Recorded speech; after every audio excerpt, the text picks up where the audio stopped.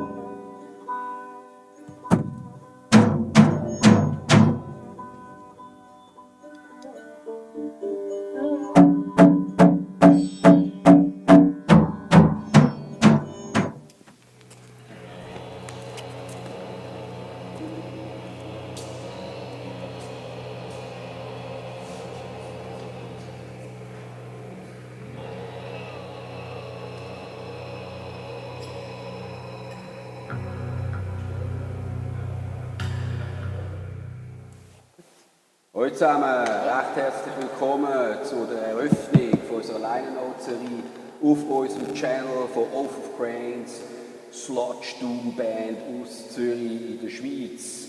Für alle, die mehr Interesse haben an unseren Songs, machen wir diese Serie, wo wir ein bisschen darüber quatschen, über die Musik, über die einzelnen Textpassagen. Mit mir der Ame, er wird mich ein bisschen ausfragen. Der Ame ist noch nicht sehr lange in der Band. Er ist erst dazu gestoßen, nachdem das Album eigentlich schon im Kasten war. Und dann haben wir gedacht, das ist eigentlich noch spannend. Einer, der neu dazugekommen ist und irgendwie noch gar keinen grossen Bezug hat und sich noch nicht so eingearbeitet hat in den Text zum Beispiel, weil er müssen lernen, wie der Bass geht. Und dann hat man halt, wir wissen, wie es ist, noch nicht so Zeit für alles. Und dann haben wir gedacht, nutzen wir das doch gerade mal aus bei unseren komischen, zum Teil kryptischen Text. Was gehört oder liest jemand, wo das erste Mal gehört. Und dann schauen wir mal, was dabei rauskommt. Wir quatschen einfach drauf los und schön sind wir da. Wir werden eine ganze Serie von dem Zeug drehen. Und ja, let's go, Ame, schön, Prost. Und dann hauen wir rein. Schauen wir mal, was rauskommt. Mhm. Genau, es geht ja jetzt um den Song Yama. Da war einfach grundsätzlich mal die Frage von mir, woher stammt der Begriff und was ist die Bedeutung des Begriffs? Der Begriff stammt aus dem hinduistischen Götterpantheon, kann man sagen. Weil alle unsere Songtitel sind ja in Sanskrit. Ja. Das war das Konzept jetzt einfach für das Album Dhyan Sang Mantras. Und darum hat jeder Song einen englischen Titel, aber auch passend zum Konzept einen Namen aus dem Sanskrit. All die einzelnen Begriffe, die verschiedenen Yama, Ahamkara, wie sie alle heißen, beschreiben im hinduistischen Götterpantheon eigentlich so eine Verhaltensweise von Menschen. Yama ist jetzt gerade ein bisschen speziell, er ist eigentlich das Äquivalent von Charon, also unserem Fährmann, den kennen wir auch aus dem christlichen, griechischen. Genau. Der Fährmann, der die Toten über den Styx bringt, den Fluss des Todes. Und der Yama ist eigentlich der Totengott von der Hindus, das heisst, wenn du stirbst, dann empfängt er dich und bringt dich über. Das Spezielle an ihm ist, er ist laut der Mythologie der erste Mensch, der gestorben ist. Der allererste Mensch, finde ich ein wunderschönes Bild. Ja. Kann man sich ja gar nicht vorstellen, wer ist der erste Mensch, aber irgendeiner ist ja der erste Mensch gewesen. Gut, das war ein Schimpanse dazu. Aber sagen wir mal, der erste Mensch, der gestorben ist von den Göttern als Halbgott dann eingesetzt worden, um die anderen, die dann zitternd entstehen, empfangen. Er erscheint auf einem grossen weißen Tiger, recht gefürchtete Gestalt. Er kann auch als ein bisschen böses Omen erscheinen. Also er kann einem auch vorher erscheinen und sagen, ich komme jetzt holen. Shiva hat ein paar Mal holen und Shiva hat gesagt, hau ab, noch nicht meine Zeit. Also kommt aus dem, ja.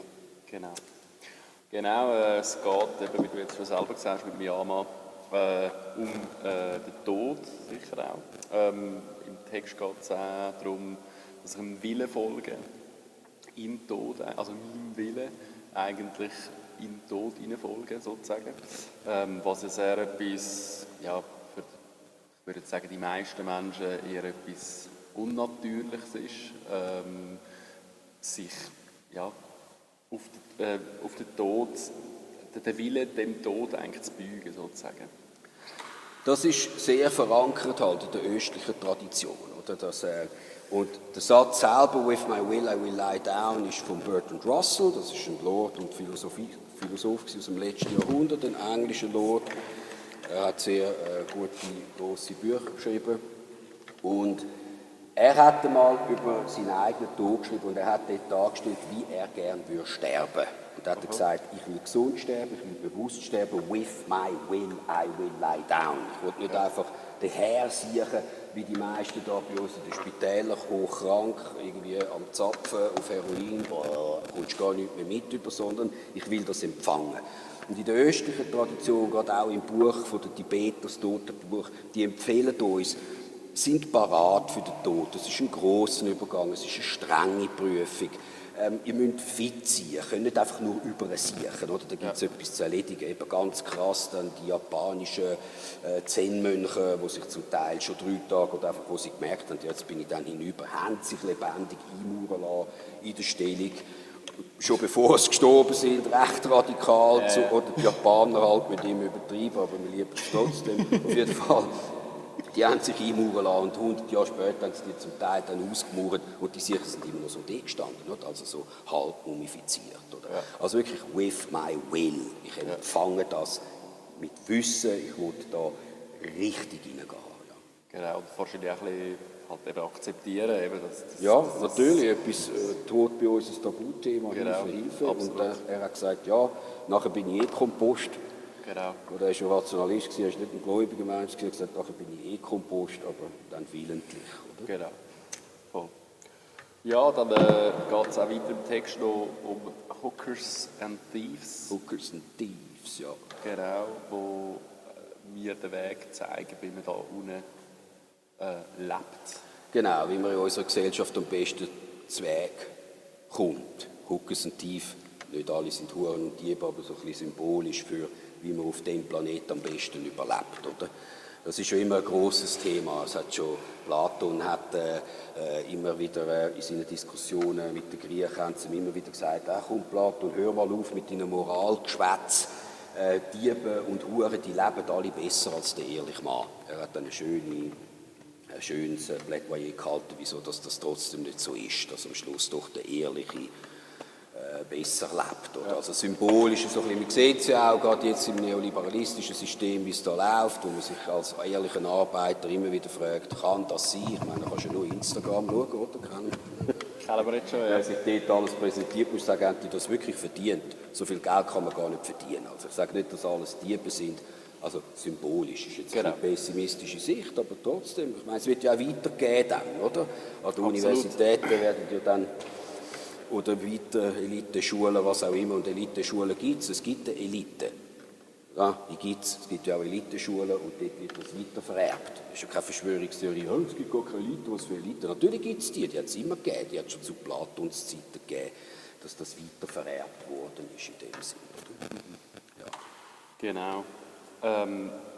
Was auch noch Textteil ist, «Show me my face before I was born». Ja, geht es um eine Art Tod akzeptieren, zum Wiedergeboren werden, oder wie ist das gemeint? Eben, es geht an und für sich, oder ich habe es eigentlich recht gemischt, oder wir haben den physischen Tod, den Bertrand Russell beschreibt, dann haben wir eigentlich den Teil, den ich ausbrechen will, wenn ich sage Hookers and Thieves, so, dort will ich nicht mitmachen, oder? Ich bin da, ich will das aber auch nicht mitmachen, ich muss nicht die übelsten Sachen mitmachen. Und dann «Show me my face before I was born» ist ein Satz aus der Zen-Philosophie der Japaner, ist eigentlich so ein sogenanntes Koan, ein Rätsel, das der Meister einem Schüler gibt und sagt, so, geh mal darüber nachdenken, zum Beispiel, was für ein Geräusch ist es, wenn du nur mit einer Hand klatschst. So die haben dann über das meditiert. Und «Show me your face before you were born» ist eigentlich, man sagt, die Entwicklung muss ja zurück. Also ich bin etwas geworden, ja. Man hat mich erzogen, man hat mich verzogen, Hitlerjugend, was auch immer. Und jetzt, ja, wer bin ich dann gewesen? Bevor das alles passiert. Bevor ich verzogen worden bin, erzogen, indoktriniert und so. Es ist sehr ein philosophischer Kontext. Im neurowissenschaftlichen Sinn sind Kinder einfach leere Blätter Papier und du schreibst auf was du willst. Aber ich glaube, Eltern wissen, irgendetwas bringen sie mit. Also es gibt böse Kinder, ich darf es fast nicht sagen, es gibt böse Kinder, es gibt Arschlöcher-Kinder, das gibt es, du bist Lehrer, you know. Darfst du ja nicht sagen, ich sage es für dich.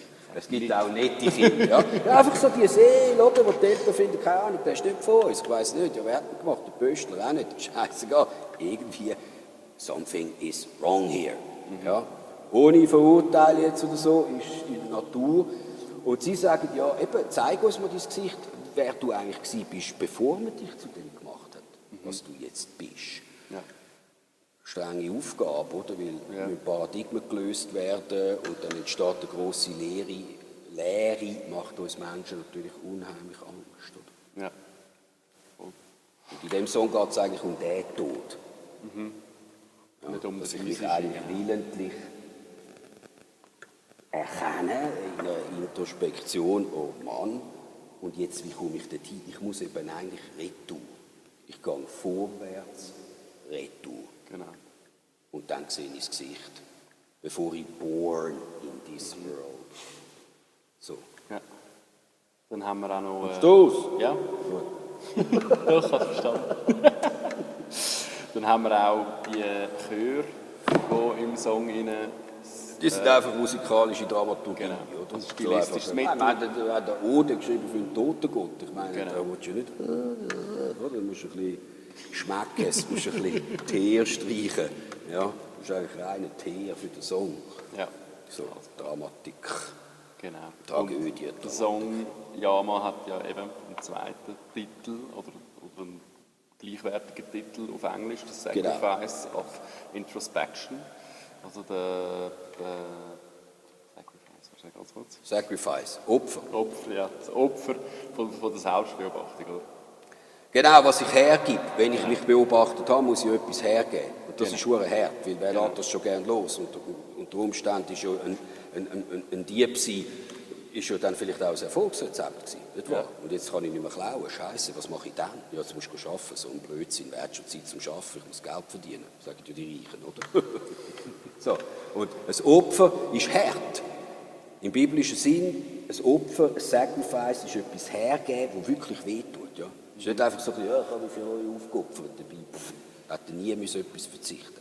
Ein Opfer ist, du gibst etwas her und du gibst es wirklich weg. Und das fehlt nachher. Und du vermisst es und es schmerzt. Die erste Geschichte, Genesis, Moses, Buch 1 von der Bibel, Kain und Abel, es fängt mit einem misslungenen Opfer an. Oder? Da sieht man schon mal die Bedeutung. Oder? Also aus Eifersucht aufs gute Opfer wird dann der sogar gesteinigt und dann geht das Theater los. Da kommen wir die Hookers und Thieves, weil wir sind ja alles Nachfolger von Kain. Genau, also sind wir fast fertig. Haben wir noch etwas? Das ist genau das Letzte, was noch Wunderbar. wenn es bezüglich Text geht. Sind wir den ganzen Text durch? I stand in my way. I stand in my way, klar. Ja. I stand in my way. Wer dann sonst? Genau, um eben wieder Oder wer dann die sonst? Lehre erreichen. Genau, zum die Lehre erreichen, sehr ein wichtiges Prinzip auch in der östlichen Philosophie. Die Lehre ist eigentlich die Lehre vom Herzen. Bevor das Herz indoktriniert worden ist, bevor es gefüllt worden ist, weil ein volles Herz nennt man Besessenheit. Ja, dann bin ich besessen von einem anderen Geist, oder? So, ein volles Herz ist besessen, dann rede ich komische Sprache. Wer ist denn das? Ja, da ist etwas eingedrungen. Ja, so. Okay. Ja, nein, ist doch gut. Ja. Haben wir es. Ja. Unser erstes Video hat uns gefreut. Ich hoffe, ihr habt so den Plausch gehabt wie wir. Wir werden jetzt da noch einige rausbringen. Und ja, bis zum nächsten Mal. Genau. Der Schön. Whisky werdet ihr langsam dann einfach sehen, verschwinden. Jedes Mal. Ciao zusammen. Schön gesehen. Schon so, vorne Ja. Anstoß. Schon los. Schön. Ciao. miteinander.